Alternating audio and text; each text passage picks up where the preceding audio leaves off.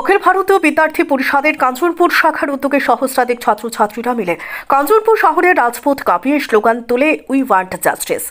9ই August কলকাতার আরজিকর হাসপাতালে কর্তব্যরত মহিলা চিকিৎসককে নৃশংসভাবে ধর্ষণ করে খুন করা হয়। সেই ঘটনার সুষ্ঠু বিচার এবং ধর্ষকের ফাঁসির দাবিতে গোটা দেশের সাথে আজ কাঞ্চনপুর শহরের রাজপথও যেন কেঁপে ওঠে।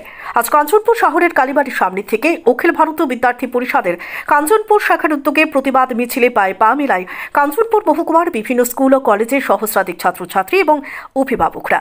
এই বিক্ষোভ মিছিলে একটাই আওয়াজ ওঠে, আরজিকর হাসপাতালে মহিলা চিকিৎসকের খুনি এবং ধর্ষকের বিচার চাই ও ফাঁসি চাই। উই ওয়ান্ট জাস্টিস এই স্লোগানে কেঁপে ওঠে আজ কাঞ্চনপুর শহর। কি বলছেন অখিল ভারতীয় বিদ্যার্থী পরিষদের কাঞ্চনপুর নগর শাখার ভাইস প্রেসিডেন্ট অনুপম নাথ, শুনুন বিস্তারিত।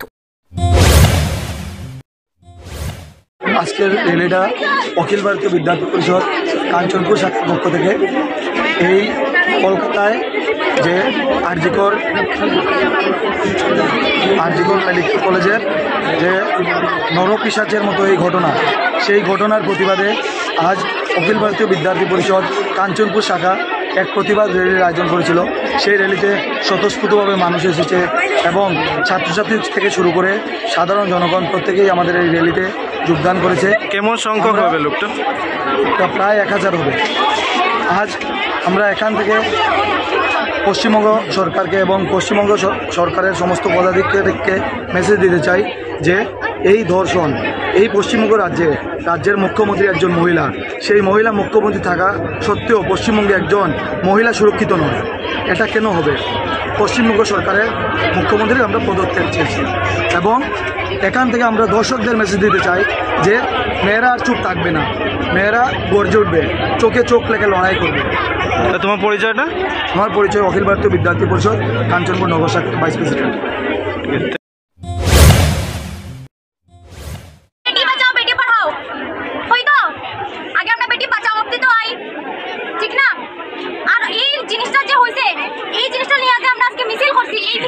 ভবিষ্যতে আবার হওয়া উচিত নেই। তো আমরা এমন কিছু সলিউশন করতে লাগবো যাতে এই ধরনের মিছিল আর হইতে না লাগে। যে ঘটনাটা ঘটছে এইসব ঘটনা যাতে আর না ঘটে, এই লেখা কিছু কয়েকটা প্র্যাকটিক্যাল সলিউশন আছে যেটা আমরা বার করতে পারি। ঠিক আছে, যেমন সেলফ ডিফেন্সের ব্যবস্থা।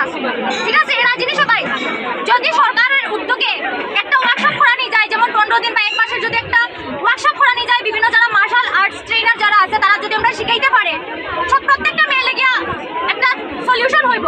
আরেকটা জিনিস যেটা আমার ডিমান্ড আছে, আমি মনে করি কাঞ্চনপুরের যে পুলিশ স্টেশন আছে, যে উইমেন যে মহিলা পুলিশ যে আছে, মহিলা পুলিশের যে ফোন নাম্বারটা প্রত্যেকটা স্কুল কলেজের সামনে রাখা উচিত। আমার